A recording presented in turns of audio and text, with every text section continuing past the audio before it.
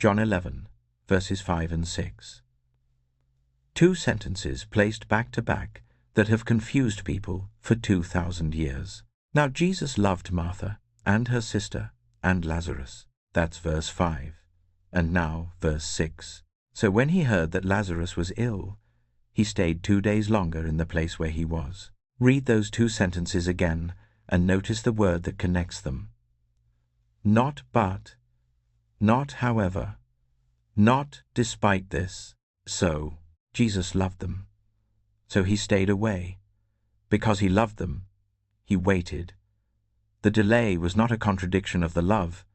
The delay was an expression of it. That word so is one of the most theologically loaded conjunctions in the entire New Testament. And if you understand why John put it there, it changes everything about how you read the seasons of your life when God appears to be doing nothing. Because here is what was happening while Lazarus was dying and Martha and Mary were sitting in a house wondering why the one person who could fix everything hadn't come. He was staging something. Not abandoning, not forgetting, not delayed by other matters. Staging. Arranging pieces on a board that Mary and Martha couldn't see for an outcome they weren't yet capable of imagining. And in the Bible, that is almost always what is happening behind the scenes when God says, wait. Not nothing, everything. Before we look at the specific stories, I want to establish the principle that makes all of them make sense. In John 11-4, before Jesus even starts traveling to Bethany, he says something to his disciples that neither Martha nor Mary could hear. He says, "This illness does not lead to death. It is for the glory of God, so that the Son of God may be glorified through it." He already knew the ending.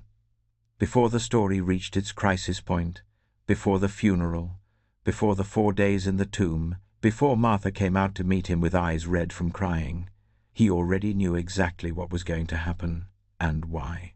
That is the principle behind every instance of divine delay in Scripture. God is not responding to the situation as it unfolds. He is directing it toward a conclusion that was already established. The wait is not evidence of divine uncertainty. It is evidence of divine precision. And once you understand that, the question shifts. You stop asking, why isn't God moving? And you start asking, what is he staging while I can't see the other side? Let me show you 3 answers to that question from 3 different stories in Scripture. And I want to go behind the scenes to the events happening simultaneously on the other side of the wait, the things the person waiting had absolutely no access to, because that is where the answer lives. Story 1. Joseph, what was happening in the palace while he was rotting in prison. The timeline of Joseph's life in Egypt is worth understanding precisely, because the precision of it is itself theological. Joseph was sold into slavery by his brothers at 17. He served in Potiphar's house faithfully. He was falsely accused by Potiphar's wife and thrown into prison for a crime he did not commit. While in prison, Pharaoh's cupbearer and baker were imprisoned with him. Both had dreams. Joseph interpreted both correctly. The cupbearer would be restored to his position in 3 days. The baker would be executed. Joseph had one request. When it goes well with you, remember me, and do me the kindness to mention me to Pharaoh, and so get me out of this house. Genesis 40-23 records what happened next in a sentence so brief it is almost cruel. Yet the chief cupbearer did not remember Joseph, but forgot him. And then there is a silence. 2 full years. Genesis 41-1 picks up with the words, "After 2 whole years, Pharaoh dreamed." 2 whole years. Joseph had already been in Egypt for years. He had already been faithful through slavery, through false accusation, through imprisonment, through the one moment of apparent hope, the cupbearer's release, that turned out to be nothing. And now, 2 more years of silence on top of all of that. Most people read the cupbearer's forgetfulness as simply another injustice in Joseph's long catalogue of injustices. And it was. But it was also something else. If the cupbearer had remembered Joseph immediately, if, in the first flush of gratitude after his restoration, he had told Pharaoh about the Hebrew prisoner who interpreted dreams, what would have happened? Joseph would have been released. Almost certainly. He would have walked out of prison as a slave with a useful skill. He might have been given some minor position in the Egyptian court, a curiosity, a novelty, forgotten again within a year. Instead, the cupbearer forgot him for 2 years. And in those 2 years, something was being arranged on the other side of the wall that Joseph couldn't see. Pharaoh was having dreams. Not unusual dreams. Dreams so disturbing that Scripture says his spirit was troubled and he could find no one to interpret them. The most powerful man in the ancient world was sitting in his palace, afraid, without an answer. And then the cupbearer remembered. Not immediately after his restoration, which would have been too soon, but exactly 2 years later, at the precise moment, Pharaoh needed someone who could do the one thing Joseph had been doing quietly in the prison for years: interpret dreams by the power of God. The delay was the setup. The forgetfulness was the mechanism. If Joseph had left prison 2 years earlier, he would have left as a footnote. Because he left when he did at the exact moment Pharaoh was in crisis and desperate for an answer only God could provide, he left as prime minister. The cupbearer didn't forget Joseph despite God's plans. The cupbearer forgot Joseph as part of God's plans. The very thing that felt like abandonment was, behind the scenes, a piece of precise divine staging.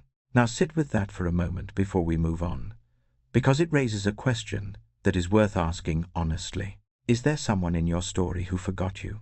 Someone who should have remembered, who should have spoken up, who should have made the connection that would have moved things forward and didn't?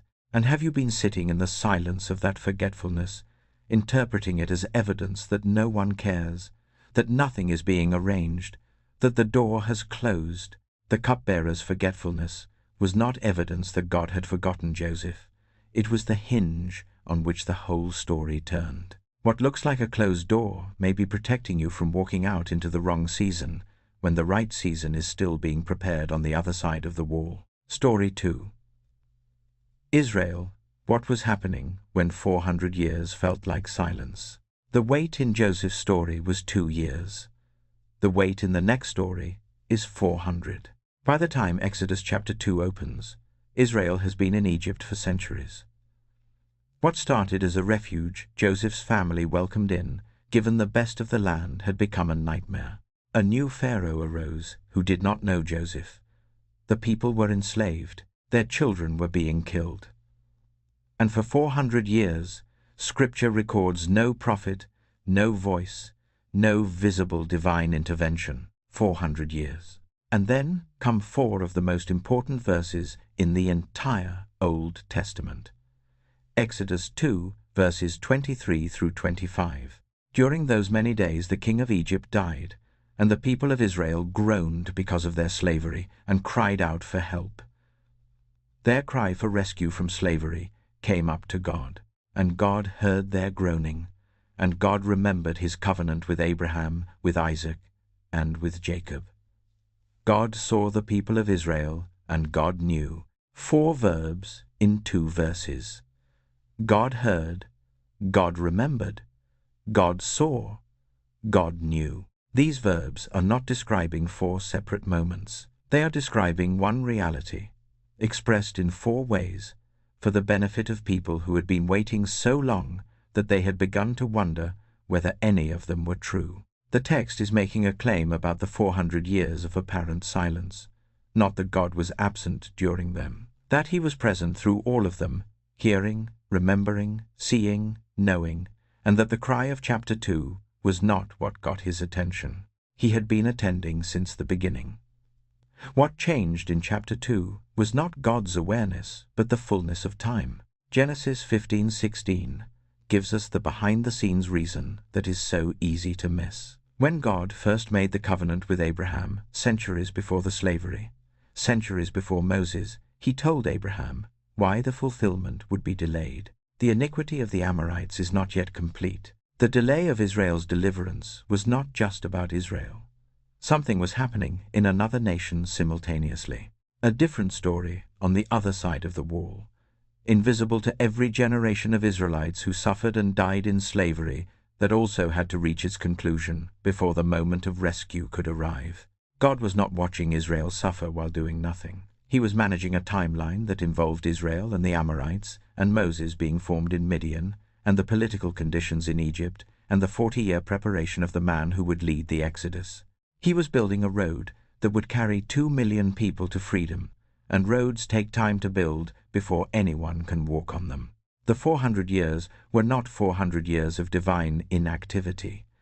They were 400 years of divine preparation across multiple fronts simultaneously, none of which was visible to the people inside the wait. God saw the people of Israel, and God knew. The Hebrew verb translated knew there is yada, a word that in the Bible's vocabulary means not just intellectual knowledge, but intimate, personal, caring attention. The same word used when Scripture says Adam knew his wife. It is the language of relationship, not of database entry.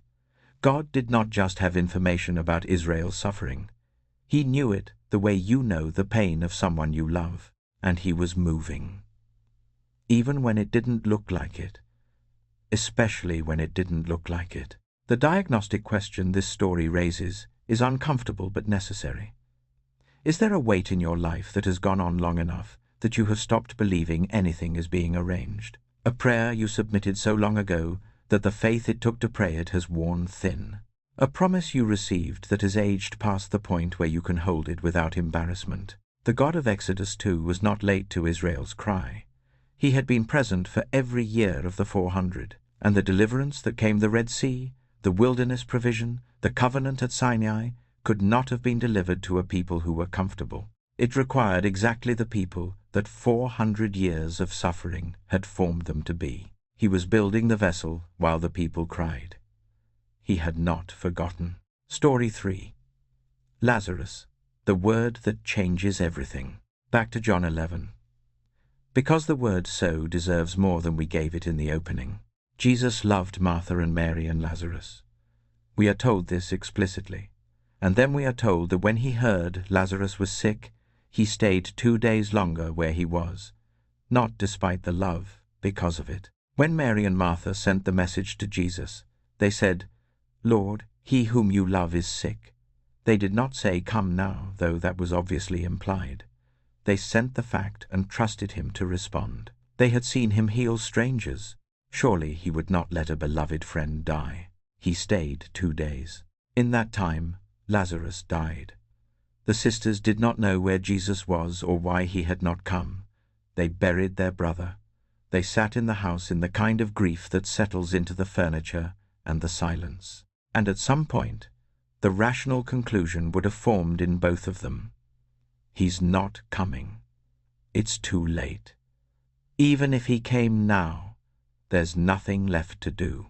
When Jesus finally arrived 4 days after Lazarus had died, Martha came out to meet him, and her words are the most honest sentence in the whole passage. "Lord, if you had been here, my brother would not have died." It is not accusation, exactly. It is grief that has taken the shape of a theological statement. She knew what he could have done. She was telling him what the delay had cost, and Jesus did not correct her grief. He did not explain the timeline. He said, "Your brother will rise again." Martha answered the way any theologically trained person would answer. "I know he will rise again in the resurrection on the last day." A doctrinally correct answer to a question she didn't realize was not about doctrine. Jesus said, "I am the resurrection and the life." Not, "I will show you resurrection." Not, "Resurrection is coming eventually." I am resurrection. Present tense, standing in front of her. And she had been so focused on the delay that she had not yet understood who was actually in front of her and what that meant for what was possible, even now. Lazarus had been dead for 4 days when Jesus called him out of the tomb. In Jewish tradition, the soul was believed to hover near the body for 3 days before finally departing. 4 days was, by that tradition, unambiguously, irreversibly dead. Jesus did not arrive before the deadline. He arrived after it, deliberately, precisely, because what he was about to do needed to be unambiguous. No one in that crowd could explain away what happened that afternoon. And here is what was happening during the 2 days Jesus has waited, behind the scenes, invisible to the sisters. Jesus was allowing the situation to develop past any point where a lesser miracle could have addressed it. He was not letting Lazarus die because he couldn't help. He was allowing it because what he had planned required a death. Healing a sick man would have been a miracle. Raising a 4-day corpse was something that had no natural category. It was a preview of resurrection itself. The delay was not a failure of love. It was love operating at a level Martha and Mary did not yet have categories for. What they needed was not what they asked for. What they asked for was a healing. What they got was a revelation of who Jesus actually is, and that revelation required exactly the timeline it received. Before I close, I need to say something important. This is not a promise that every wait ends in a dramatic reversal. Not every Joseph walks out of prison as Prime Minister. Not every wait of 400 years ends in a parting sea. Not every Lazarus is raised. John the Baptist waited in prison for rescue that did not come. He died there. Paul prayed 3 times for a thorn to be removed, and God said no. Not every wait ends the way we imagine the story should end. What I am not saying is, wait long enough, and God will give you what you asked for. What I am saying is this: in the waiting, God is not absent. He is not indifferent. He is not running behind. There are things being arranged behind the scenes that you do not have access to, not because he is hiding them, but because the stage is not yet set for the reveal. And sometimes the thing being built is not the outcome you requested. Sometimes it is the person capable of carrying the outcome when it comes. Sometimes the most important thing happening behind the scenes is happening in you, not around you. The morning Pharaoh's messenger came to the prison for Joseph. Nothing about it looked like the day everything changed. Joseph had spent the night as a prisoner. He had spent the last 2 years as a forgotten prisoner. He shaved, changed his clothes, and walked into the throne room of the most powerful man in the known world. By sundown, he was second in command of Egypt. The morning Moses encountered the burning bush, he was doing what he had done for 40 years, looking after sheep on the back of the desert. Nothing about that morning looked different from the morning before it. The morning the stone was rolled away from the tomb, the disciples were still behind locked doors, afraid. The morning of your breakthrough will look, from the outside, like any other morning. Because God does not announce the scene change before it happens. He simply arrives, already having arranged everything you couldn't see from your side of the wall. The cupbearer forgot Joseph. God did not. For 400 years, Israel groaned. God heard, God remembered, God saw, God knew. Lazarus had been dead 4 days when the voice came from outside the tomb. Come out. What God says, wait. He is not saying nothing. He is saying, not yet, because what I am building on the other side of this requires more time than you can currently see the need for. Stay faithful in the cell. Keep your garments clean for the moment when the messenger comes. The God who was present in the 400 years is present in your wait, and he has not forgotten what he started.